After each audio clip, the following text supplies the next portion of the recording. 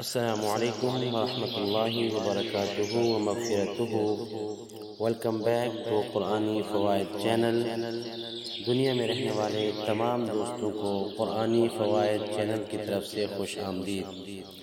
دوستو، آج ہم اللہ تبارک و تعالی کی عطا کردہ توفیق سے وضو کے چند احکام سنتے ہیں کہ وضو کس وقت واجب ہے، کس وقت فرض ہے، کب وضو کرنا سنت ہے اور کس وقت وضو کرنا مستحب ہے۔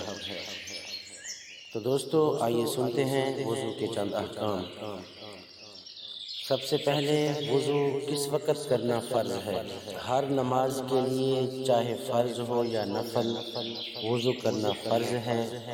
نماز جنازہ کے لیے وضو فرض ہے۔ سجدہ تلاوت کے لیے وضو فرض ہے۔ وضو کب واجب ہے؟ بیت اللہ کے طواف کے لیے وضو کرنا واجب ہے۔ قرآن پاک چھونے کے لیے وضو کرنا واجب ہے۔ کس وقت وضو کرنا سنت ہے؟ سونے سے پہلے وضو کر لینا سنت ہے۔ غسل کرنے سے پہلے وضو کرنا سنت ہے۔ اور اب آئیے وضو کے مستحب ہونے کی صورت ہے۔ اذان اور تکبیر کے وقت وضو کرنا مستحب ہے۔ خطبہ پڑھتے وقت، چاہے وہ خطبہ نکاح کا ہو یا خطبہ جمعہ کا ہو، وضو کرنا مستحب۔ دین کی تعلیم دیتے وقت وضو کرنا مستحب۔ ذکر الہی کرتے وقت وضو کرنا مستحب۔ سو کر اٹھنے کے بعد وضو کرنا مستحب۔ میت کو غسل دینے کے بعد وضو کرنا مستحب۔ روزہ اقدس پر حاضری کے وقت وضو کرنا مستحب۔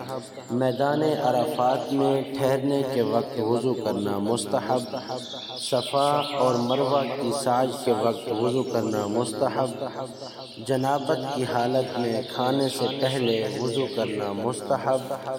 حیض اور نفاس کے ایام میں ہر نماز کے وقت وضو کرنا مستحب اور ہر وقت باوضو رہنا بھی مستحب ہے۔